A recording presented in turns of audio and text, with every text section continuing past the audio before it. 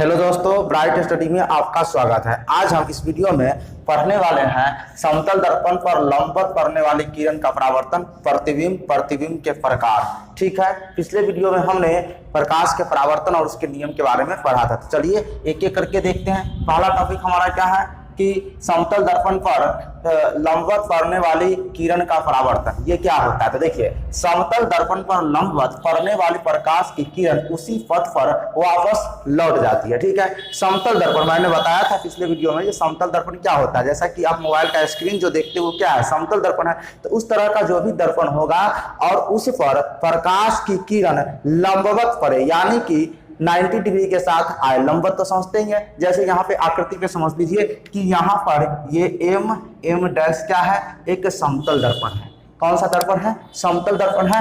और इस पे लंबवत पड़ रहे है ना, यहाँ से एन पी जो है, ये एन बिंदु से यहाँ एन से पी बिंदु पर लंबवत किरण आई।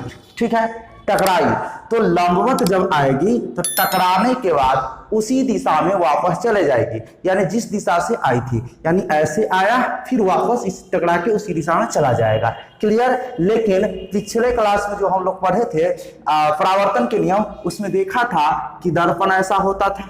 ठीक है, और इसमें प्रकाश की किरण तिरछी आया था ऐसे, तो टकराकर इस दिशा में चला गया था।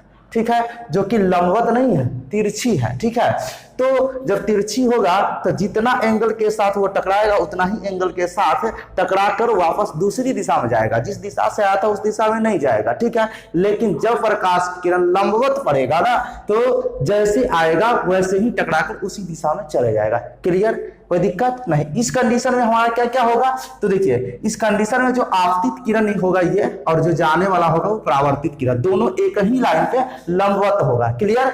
और इसमें जो आपतन कोण बनेगा वो 0 डिग्री का। समझ गए? ये जो समकोण लिखा हुआ है ये लंबवत है, इसलिए समकोण है। जब भी लंबवत होगा तो समकोण बनाएगा। लेकिन आपतन कोण की अगर बात करें, जैसे कि यहाँ पे देखिए, यहाँ पे हम लंब डाल दिए, और पिछले क्लास में हमने बताया था आई से आपतन कोण और आर से परावर्तन कोण। तो यहाँ कुछ ना कुछ वैल्यू होगा, कुछ ना कुछ मान होगा, लेकिन दोनों कोण आपस में बराबर होगा। आपतन कोण, परावर्तन कोण। ठीक है, यहाँ भी आपतन कोण और परावर्तन कोण बराबर होगा, लेकिन आपतन कोण और परावर्तन कोण बराबर होने के साथ साथ उसका मान कितना होगा? 0 डिग्री होगा। यानी आपतन कोण भी 0 डिग्री और परावर्तन कोण भी 0 डिग्री होगा। क्लियर? इससे प्रश्न भी ये पूछा जा सकता है कि जब समतल दर्पण पर प्रकाश की किरण लंबवत पड़ती है तो उसमें आपतन कोण और परावर्तन कोण कितने डिग्री का होता है? बराबर तो होता है, लेकिन कितने डिग्री का? तो 0 डिग्री यानी 0 डिग्री का होता है। क्लियर? इसमें कोई दिक्कत? ये भी पूछा जा सकता है कि समतल दर्पण पर जब प्रकाश की किरण लंबवत पड़ती है तो टकराने के बाद किस दिशा में लौटती है? तो जिस पथ से आती है उसी पथ से वापस लौट जाती है। इसमें कोई दिक्कत नहीं ना? तो आपको समतल दर्पण पर लंबवत पड़ने वाली किरण का परावर्तन समझ गए। ठीक है, अगला देखिए क्या है? प्रतिबिंब। प्रतिबिंब किसे कहते हैं?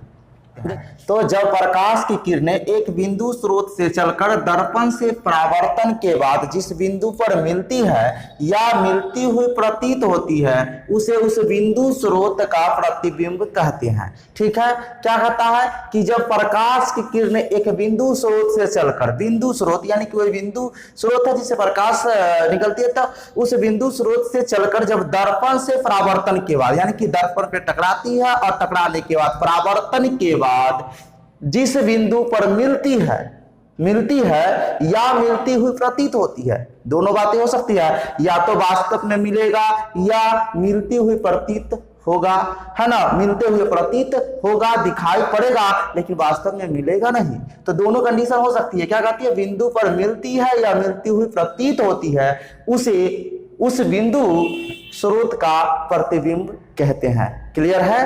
तो इसे हम प्रतिबिंब का परिभाषा ये हो गया। इसका चित्र आकृति हम आगे अगले वीडियो में बताएंगे, वहां पे हम क्लियर करेंगे, समझाएंगे। ठीक है, अब नेक्स्ट है प्रतिबिंब के प्रकार। तो ये 2 प्रकार के होते हैं प्रतिबिंब, 2 प्रकार के होते हैं, वास्तविक प्रतिबिंब, आभासी प्रतिबिंब या काल्पनिक प्रतिबिंब। प्रतिबिंब कितने प्रकार के होते हैं? 2 प्रकार के। तो आपसे एग्जाम में अगर पूछा जाए कि प्रतिबिंब कितने प्रकार के होते हैं? 2 प्रकार के। कौन कौन? तो वास्तविक प्रतिबिंब और काल्पनिक या आभासी प्रतिबिंब। अब समझिए कि वास्तविक प्रतिबिंब किसे कहते हैं। देखिए कहता है जब प्रकाश की किरणें एक बिंदु स्रोत से चलकर दर्पण से परावर्तन के बाद जिस बिंदु पर वास्तव में मिलती है उसे उस बिंदु स्रोत का वास्तविक प्रतिबिंब कहते हैं। देखिए क्या कहा, वास्तव में मिलती है। यहां देखिए ऊपर वाला परिभाषा है, मिलती है या मिलती हुई प्रतीत होती है। ठीक है, तो जब मिलती है, यहां देखिए वास्तव में मिलती है तो वास्तविक प्रतिबिंब होगा। ठीक है, वास्तव में मिलती है उसे उस बिंदु स्रोत का वास्तविक प्रतिबिंब कहते हैं। अतः वास्तविक प्रतिबिंब को पर्दे पर प्राप्त किया जा सकता है। क्योंकि वास्तविक प्रतिबिंब वास्तव में मिलती है, इसीलिए उसको हम वास्तविक प्रतिबिंब कहते हैं। इसी के कारण वास्तविक प्रतिबिंब को पर्दे पर प्राप्त किया जा सकता है और यह प्रतिबिंब वस्तु की अपेक्षा हमेशा उल्टा होता है। इसका भी आकृति हम अगले वीडियो में देखेंगे। जब आकृति हम पढ़ेंगे, विभिन्न स्थितियों पर वस्तु रखी गई हो उसके लिए प्रतिबिंब का जो निर्धारण होता है उसमें हम जानेंगे। तो अभी वास्तविक प्रतिबिंब में हमने क्या जाना कि वह वास्तव में मिलेगी। ठीक है, तो वास्तविक प्रतिबिंब कहलाएगा और वास्तविक प्रतिबिंब को पर्दे पर प्राप्त किया जा सकता है। ठीक है, और साथ ही यह प्रतिबिंब कैसा होता है, वस्तु की अपेक्षा हमेशा उल्टा होता है। यानी वस्तु अगर सीधा है तो हमें दिखेगा कैसा, उल्टा दिखेगा। कब, जब वस्तु वास्तविक प्रतिबिंब होगा तब। क्लियर, ये समझ गए। अब समझिए आभासी या काल्पनिक प्रतिबिंब ये क्या है। तो कहता है जब प्रकाश की किरणें एक बिंदु स्रोत से चलकर दर्पण से परावर्तन के बाद जिस बिंदु पर मिलती हुई प्रतीत होती है, यानी वास्तव में मिलेगा नहीं बल्कि हमें मिलती हुई दिखाई देगा, जो हम मिल रहा है लेकिन वो वास्तव में मिलेगा नहीं। क्लियर, उसे उस बिंदु स्रोत का आभासी प्रतिबिंब कहते हैं। जब वास्तव में नहीं मिलेगा, हमें दिखाई पड़ेगा जो हम मिल रहा है, तो हम समझेंगे कि काल्पनिक प्रतिबिंब है अर्थात आभासी प्रतिबिंब है।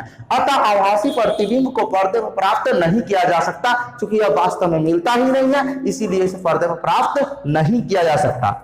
यह प्रतिबिंब वस्तु की अपेक्षा हमेशा सीधा होता है और आभासी प्रतिबिंब कैसा होता है, वस्तु जैसा रहेगा, अगर वस्तु सीधा है तो यह सीधा ही दिखेगा। ठीक है, और वास्तविक होगा तो उसका हमें कैसा दिखाई देगा, उल्टा दिखाई देगा। आपको यहाँ पे नोट समझना है कि आभासी प्रतिबिंब को हमेशा खंडित रेखाओं से दिखाया जाता है। जब आभासी या काल्पनिक प्रतिबिंब बनेंगे तो उसके जो आकृति होंगे उसको खंडित रेखाओं द्वारा दिखाया जाएगा। जैसे ये टूटी हुई रेखा हुआ ना, इस तरह की रेखा से दिखाया जाएगा, तो आप समझ जाएंगे कि यह आभासी प्रतिबिंब की चर्चा हो रही है। ऐसे हम नेक्स्ट वीडियो में बताएंगे ही कि जो आभासी प्रतिबिंब का आकृति कैसा होगा, वास्तविक प्रतिबिंब का आकृति कैसा होगा, उसका कैसे बनाना है। ठीक है, तो आपने आज इस वीडियो में क्या क्या समझा। समतल दर्पण पर लंबवत पड़ने वाली किरण का परावर्तन प्रतिबिंब किसे कहते हैं। प्रतिबिंब कितने प्रकार के होते हैं, दो प्रकार के, वास्तविक प्रतिबिंब और आभासी प्रतिबिंब। तो वास्तविक प्रतिबिंब को पर्दे पर प्राप्त किया जाएगा कि नहीं, बिल्कुल किया जाएगा, और आभासी प्रतिबिंब को पर्दे पर प्राप्त नहीं किया जाएगा। और यह वस्तु की अपेक्षा हमेशा सीधा होगा आभासी प्रतिबिंब, और वास्तविक प्रतिबिंब वस्तु की अपेक्षा हमेशा उल्टा होगा। आभासी प्रतिबिंब को हमेशा खंडित रेखाओं द्वारा दिखाया जाएगा। उम्मीद है कि वीडियो पसंद आया होगा और इससे संबंधित जो भी क्वेश्चन आपके ऑब्जेक्टिव बनेंगे या फिर सब्जेक्टिव बनेंगे वो आप आसानी से उसका जवाब दे सकते हैं। कोई कंफ्यूजन हो तो आप हमें कमेंट बॉक्स में लिख सकते हैं। और हाँ, वीडियो को लाइक जरूर कर दें जिससे मुझे मनोबल बढ़ता है और मैं आपके लिए वीडियो बनाता रहता हूं। तो इस वीडियो में इतना ही, मिलते हैं नेक्स्ट वीडियो में, तब तक के लिए धन्यवाद। जय हिंद, वंदे मातरम।